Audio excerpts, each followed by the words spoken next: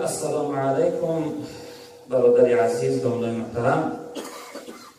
خب یک نفر پرسین میدهد و حاجی هست. یک کسی درباره پرسین میگفتید آیا چی ضرر دارد؟ پرسین که خداوند در قرآن ربا گفته است حکمش عامه حرام است. حکم ربا که صراحتا آمده است که و حرم الربا و حل الله البیع و حل الله البیع و حرم الربا. خداوند سودا را حلال گردانده است و ربا را خداوند حرام گردانده است. ربا حکمش در شریعت برادران عزیز حرام است. پرسین دادن بین مسلمان با مسلمان حکمش حرام است. رب العالمین در سوره بقره آیت 278 279 میفرمایند که استعیذ بالله یا ایها الذین آمنوا اتقوا الله و ذروا ما بقی من الربا ان کنتم مؤمنین فان لم تفعلوا فاذنوا بحرب من الله و رسوله الی آخر آیه. صدق الله العظیم. رب العالمین ای آن ذاتانی که ایمان آورده اید شما ترک کنید اون چیزی که از شما از ربا باقی مانده است. البته تا وقتی نزول این آیت در دور جناب پیغمبر اهل اصحاب یعنی پرسین میدادند، پولها را به عوض ربا میدادند. وقتی این آیت نازل شد خداوند یعنی اونها را معن داشت و شما ترک کنید اون چیزی که از ربا از شما باقی مانده است. یعنی یک کس پرسین مانده، پرسین در بالاش جمع شده است، اونها را ترک کنید، یعنی اونها را نگیرید، ترک کنید اونها را. اون پولی که دادگی است یعنی اون پولی خودتون تنها خفا گردانده بگیرید. فإن لم تفعلوا اگر شما این چنین نکنید یعنی پولی ربا را وقتی داده پرسین در بالاش دعوا کنی و بگیره، اگر شما یعنی ترک نکنی پرسین خوری و پرسین گرفتن، رب العالمین گفتن بس شما آمادگی و تیارگی ببینید به جنگ خدا و پیغمبر. یعنی خدا و پیغمبر با ضد شما جنگ اعلام میکنن. در تفسیر این آیت مفسرین حدیثی را دلیل آوردن که رب العالمین در این آیت یک تهدید سخته، یعنی یک سرزنش سخته برای انسان‌های پرسین خور سرزنش کرده است که یعنی خدا با شما جنگ اعلام دارد. رب العالمین لشکر نمیفرسته برای جنگ پرسین دهنده ها. لشکری پروردگار چی هست؟ خداوند یک بلایی را به سوی تو میفرسته، یک وبایی را به سوی تو میفرسته، یک درد تبابت نشونده را به سوی تو میفرسته که خداوند تو را هلاک میکند.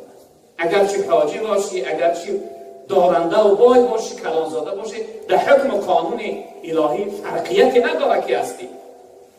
حاجی وقتی که پرسین داد فهمیده بشه که خداوند حج وی قبول نکرده است، چون که حج نشانه قبول شوی داره برادران عزیز. در حدیث جناب پیغمبر آمده که وقتی حاجی میگه لبیک اللهم لبیک، اگر حاجی که اراده و مقصدش خاص اصلاح شدن باشه، حاجی که مقصدش یعنی از گناه پاکیزه شدن باشه، این حاجی رب العالمین میگه لبیک و سعدیک.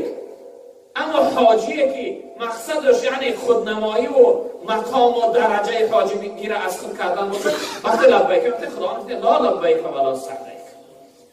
طعامك حرام و شرابك حرام و زادك حرام و حجك معذور غیر مقبول. رب العالمین جواب میده حاجی که با پرسین ربا بخواد از جمله این حاجیه. خر اگر مکه رود آمده ملا نشود، همون خر است. حاجی که اصلاح نشد با حرام خوری را دوام داد فهمیده میشد همون یعنی همونی بود، همون از دیگر نشده است.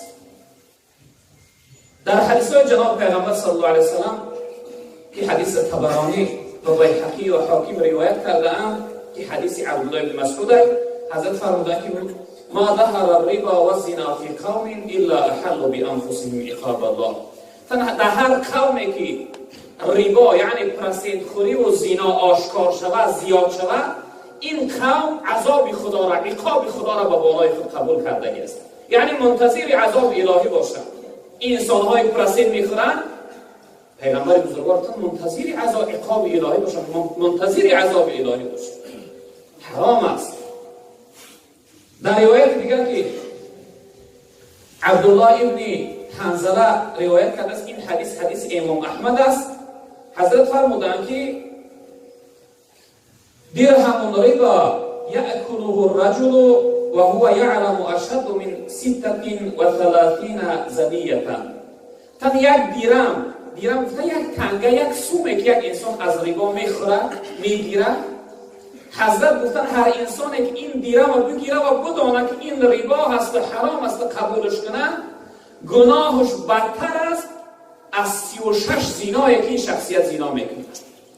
از 36 نفر قطعی زنا کردن گناه این بدتر و سخت‌تر است.